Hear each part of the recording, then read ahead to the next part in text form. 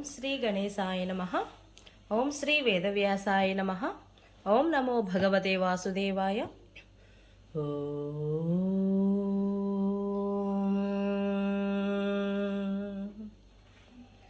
శుక్లాంబరధరం విష్ణుం శశివర్ణం చతుర్భుజం ప్రసన్నవదనం ధ్యాయేత్ సర్వవిఘ్నోపశాంతయే.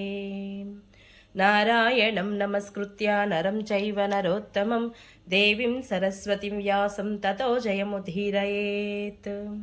అనగా నారాయణ స్వరూపుడైన శ్రీకృష్ణుడికి, నరోత్తముడైన అర్జునుడికి, వారి లీలలను ప్రకటించే సరస్వతీదేవికి, దానిని రచించిన వ్యాసునికి నమస్కరించి అసుర భావాలను తొలగించి అంతఃకరణ శుద్ధిని కలిగించే మహాభారత గ్రంథ పారాయణకు ప్రేరేపించిన శ్రీకృష్ణ భగవానుడిని ప్రార్థిస్తూ ఈరోజు పారాయణలోనికి వెళదాం. మరి హరే కృష్ణ. అందరికీ నమస్కారం.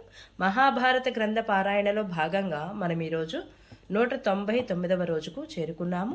ఈరోజు మనము కర్ణుడి యొక్క జన్మ వృత్తాంతాన్ని తెలుసుకోబోతున్నాము. చాలా అద్భుతంగా ఉంటుంది. చివరి వరకు స్కిప్ చేయకుండా చూడండి. హరే కృష్ణ. జనమేజయుడు, మునివర, సూర్య భగవానుడు కర్ణులకు చెప్పని రహస్య విషయం ఏమిటి? కర్ణుని వద్ద ఉన్న కవచకుండలాలు ఎలాంటివి? ఎక్కడి నుండి పొందాడు? ఓ తపోధన, ఈ విషయాలన్నీ నాకు తెలుసుకోవాలని ఉంది, దయచేసి వివరించండి అని వైశంపాయన మహర్షిని అడిగాడు జనమేజయుడు.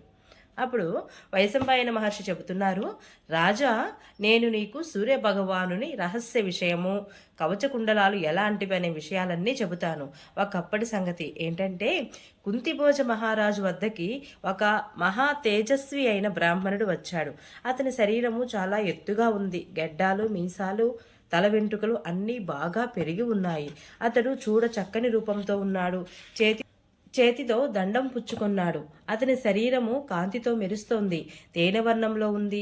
వాక్కు మధురము. తపస్వాధ్యాయాలు అతనికి ఆభరణాలుగా ఉన్నాయి.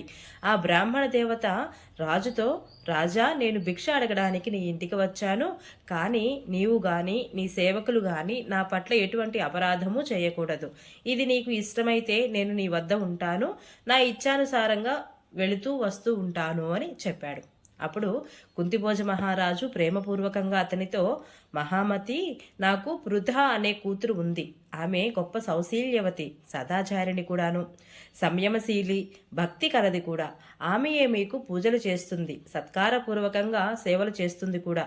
ఆమె శీల సదాచారాలు తమకు తప్పక తృప్తిని కలిగిస్తాయి అని చెప్పాడు. ఇలా చెప్పి రాజు విధిని అనుసరించి బ్రాహ్మణ దేవతను సత్కరించి పృథ దగ్గరకు వెళ్ళి, ఓ అమ్మాయి, ఈ మహానుభావుడైన బ్రాహ్మణోత్తముడు మన వద్ద ఉండాలనుకుంటున్నాడు.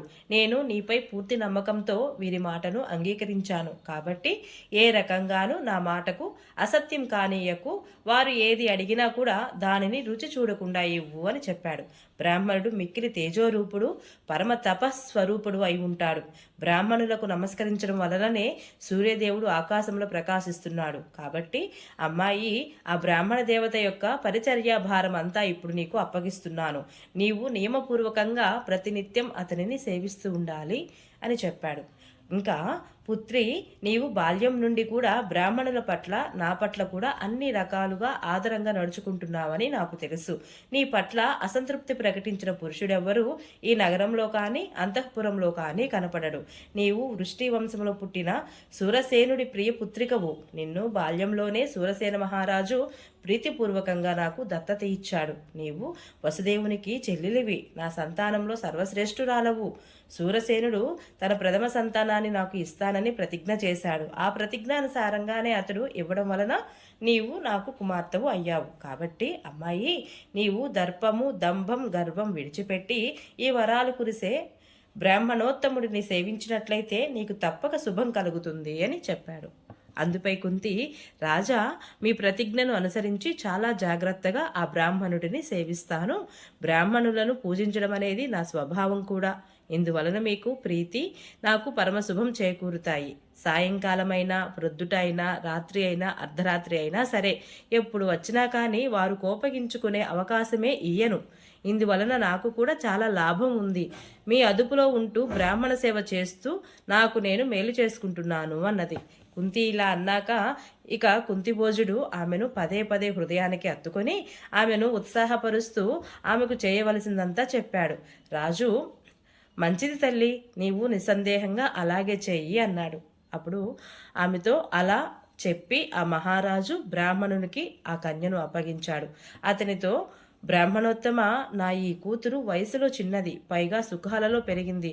ఒకవేళ ఈమె ఏదైనా తప్పు చేస్తే మీరు పట్టించుకో. మహాత్ములైన బ్రాహ్మణులు, వృద్ధులు, బాలురు, తపస్సులు తప్పులను చేసినా సాధారణంగా కోపించరు అన్నాడు. బ్రాహ్మణుడు అది విని సరేనన్నాడు.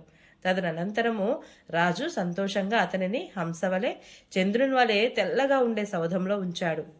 అక్కడ అగ్నిశాలలో అతని కోసము ఒక మెరిసిపోయే ఆసనం వేయబడి ఉన్నది. అలాగే సంపూర్ణమైన ఉదార భావంతో అతనికి భోజనాది సమస్త వస్తువులు సమర్పించబడినాయి. రాజకుమారి పృథ కూడా బద్ధకం, గర్వం ఒక పక్కన పెట్టి అతని పరిచర్యలో మనసు లగ్నం చేసింది. ఆమె నడవడిక మిక్కిలి మెచ్చుకోతగినది. ఆమె పరిశుద్ధమైన మనసుతో సేవ చేసి ఆ తాపస బ్రాహ్మణుడిని పూర్తిగా అలంకరించింది. అతడు తిరస్కారంగా మాటలాడినా, మంచి చెప్పినా, చెడు చెప్పినా, అప్రియంగా మాటలాడినా కూడా వృథా అతనికి అప్రియం కలిగించే పనులేమీ చేసేది కాదు. అతని వ్యవహారము చాలా వికటంగా ఉండేది. ఒక్కొక్కసారి చెప్పకుండా వచ్చేవాడు, ఒక్కొక్కసారి వచ్చేవాడే కాదు, ఒక్కొక్కసారి సిద్ధం చేయడానికి కష్టసాధ్యమైన భోజనం కావాలని అడిగేవాడు. కానీ వృథా అంతకు ముందే అన్నీ సిద్ధం చేసి ఉంచినట్లుగా అతనికి అవసరమైన పనులన్నీ చేసి పెట్టేది. ఆమె శిష్యుని వలె, పుత్రుని వలె, ఒక సోదరుని వలె అతని సేవలో నిమగ్నమయ్యింది. ఆమె యొక్క శీలానికి, నడవడికకు, నిగ్రహానికి ఆ మునికి ఎంతో సంతోషించాడు. ఆమెకు శుభాలు కలిగించడానికి అతడు సంపూర్ణంగా ప్రయత్నించసాగాడు. రాజా, కుంతిభోజుడు ప్రతిరోజు ఉదయము సాయంకాలలో పృథను, బ్రాహ్మణుడు నీ సేవకు సంతృప్తి చెందుతున్నాడు కదా అని అడుగుతూనే ఉండేవాడు. పృథ వారు బాగానే సంతోషిస్తున్నారనే సమాధానం ఇస్తూ ఉండేది. ఉదార చిత్తుడైన కుంతిభోజునకు ఆ సమాధానంతో తృప్తి కలిగేది. ఇలా 1 ఏడాది గడిచింది. అయినా ఆ బ్రాహ్మణుడికి పృథ యొక్క పరిచర్యలో ఏ దోషము కనిపించలేదు. అతడు చాలా సంతోషించాడు. ఆమెతో, కళ్యాణి, నీ సేవకు నేను చాలా సంతోషించాను.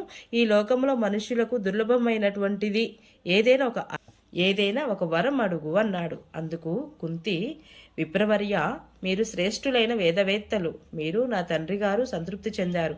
దానితోనే నా కోరికలు సఫలమైనాయి. ఇక నాకు వేరే వరాలతో పని లేదు అని సవినయంగా సమాధానమిచ్చింది కుంతి. అప్పుడు బ్రాహ్మణుడు, నీవు నన్ను ఏ వరము కోరకపోతే దేవతలను ఆహ్వానించడానికి ఈ మంత్రాన్ని గ్రహించు. ఈ మంత్రంతో నీవు ఏ దేవతను ఆహ్వానిస్తావో అతని నీ అధీనుడవుతాడు. అతనికి ఇష్టమున్నా సరే లేకపోయినా సరే ఈ మంత్ర ప్రభావం వలన అతడు శాంతుడై సేవకుని వలె నీ ముందు వినూతుడవుతాడు అని చెప్పాడు. బ్రాహ్మణుడు ఇలా అన్నాక అనింద్యురాలైన పృథ శాప భయం వలన ఇక 2వ మారు అతని మాటను కాదనలేకపోయింది. అప్పుడు అతడు అధర్వ వేదానికి శిరోభాగంలో వచ్చే మంత్రాలను ఉపదేశించాడు. పృథకు మంత్రదానం చేశాక అతడు కుంతిభోజునితో, రాజా, నేను మీ వద్ద చాలా సుఖంగా గడిపాను. మీ అమ్మాయి నన్ను అన్ని విధాలా సంతుష్టిని చేసింది. ఇక నేను వెళుతున్నాను అని చెప్పి అతడు అక్కడే అంతర్ధానమైపోయాడు. ఇక్కడ పృథ అంటే మనము కుంతిగా పిలుచుకునే కుంతి మహారాణే పృథ అన్నమాట. ఓం నమో భగవతే వాసుదేవాయ. ఈరోజు పారాయణ ఇంతటితో సమాప్తం. రేపు మనము సూర్యుని వలన కుంతి గర్భమున కర్ణుడు జన్మించుట, అతిరథుని వద్ద పెరుగుట గురించి తెలుసుకుందాము. ఈ వీడియో మీకు నచ్చినట్లయితే please subscribe my channel, like, share, comment please. Thank you.